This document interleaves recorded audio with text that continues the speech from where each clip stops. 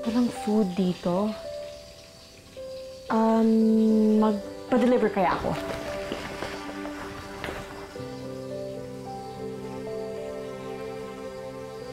Di umaabot ang delivery dito. It's great. What am I gonna do? Di ako marunong magluto. I'm so useless. I can't do anything for Aris. Really? Oh, kumalma ka muna. Huwag kang magpanik. Teka dyan. Dali mo to doon kay Aris. Punasan mo. O, at ako na magluluto. Sige na.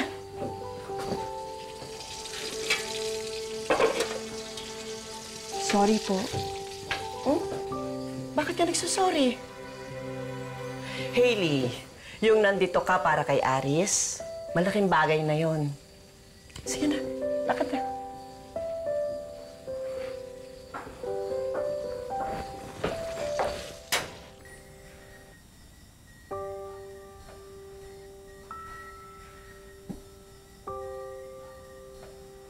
Sorry. Okay lang? Hailey, sorry ha. Hindi natuloy yung date natin. It's okay. Don't apologize. Actually, dapat ako ang mag-sorry. Kasi, nainis ako when you stood me up. And I even thought about breaking up with you without even knowing the real reason. What? Gagawin mo yun? Hindi nga. Sorry, I just feel so stupid thinking about it. Okay lang. At least ikaw yung una nag-I love you. Because I thought you were dying. Aray! Ay, sorry. But, seriously, I felt bad for you and your mom. Kasi, nadadamay pa kayo sa mga kasalanan ng uncle mo. Wala na rin na kami magagawa eh. Hindi naman namin kaya pagtanggol si Uncle Minggoy. Kasi guilty siya, di ba? Alam mo, proud pa nga ako sa kanya kasi mas pinili niya pagbayaran yun kaysa takasan.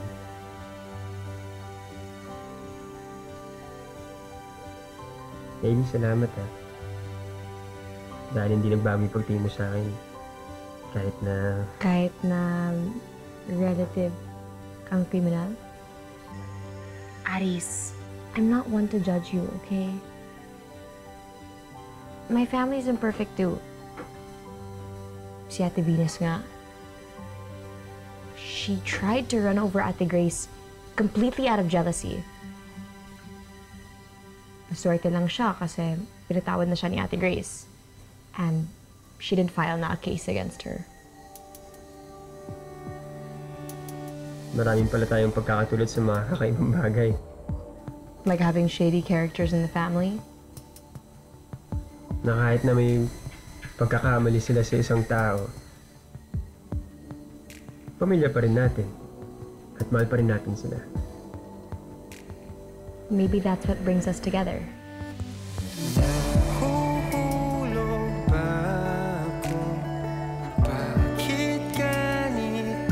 Hindi perfecto ang pamilya natin. Okay lang sa akin kung ikaw ang sasalo sa pagkahulog. Pero perfecto ka para sa akin.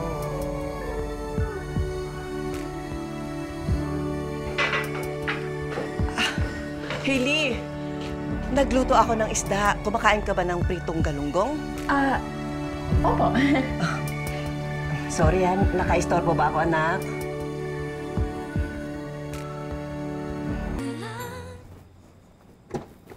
Grace, andito na tayo.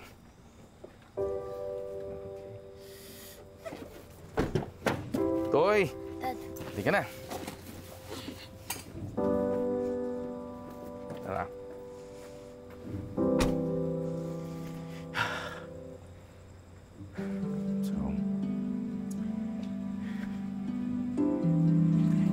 Grace, welcome to our ancestral home. Alam mo, nung bata pa ako, madalas kaming nagbabakasyon dito nung elementary pa ako. Yan na yun. Dad, ba't po tayo nandito? Well, dito muna tayo for the meantime. Habang nagpre-prepare kami sa aming wedding. Dito tahimik tayo, it's a new environment. Makakapahinga tayo rito pagkatapos ng mga magugulong nangyari. Sabi mo dito na muna tayo. Paano sila Sputnik? Susunduin ni Sputnik si Marites sa terminal mamaya, tapos susunod na sila dito.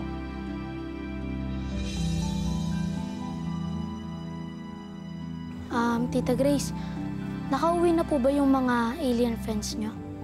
Oo, Doy. Nakauwi na sila. Babalik na lang sila kapag susunduin na nila ako. Bakit mo naman natanong sa akin yan? Curious lang po kasi ako. Gusto ko lang po kasi makakilala ng ibang aliens. Eh bakit pa? Andi dito na yung best alien in the whole universe. Di ba? Andali, ano yun? Yung ginawa ko, lambing lang yun. Di ba? Lambing? Lambing lang. Di ba? Lambing. Aray, hindi ganyan. Dahan-dahan lang. Konti lang. Lakas nun. Dapat ba mahina lang? Oo, mahina lang. Tulad nito. Ay! Ganyan. Tama na!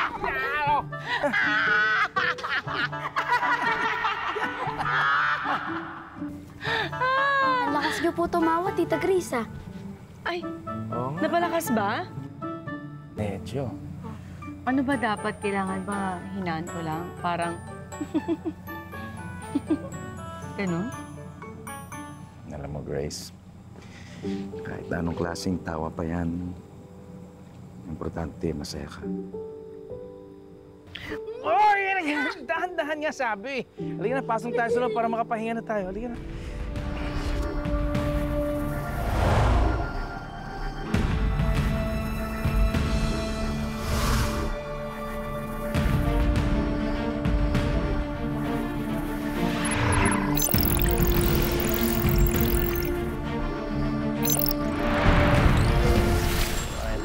Kasuhin para sa wedding of the year. Kasal? Kailan? Baka ikaw ang bitter, hindi yung coffee mo. Are you mocking me? Pagsabihan mo yung anak mo to stop pestering my sister. At ikaw naman, matuto kang lumugar. Mahiya ka naman! Kung makasalita kayo, kala niyang bait-bait niyo. Dapat nga kayo nakakulong ngayon eh. Kung tutusin kriminal kayo. Bastos! Oo nga po pala, Yaya Marites. Ikaw po ba yung nagdala ng book kanina sa guest room? Hindi ako. Paano po napunta yung book niyo sa guest room?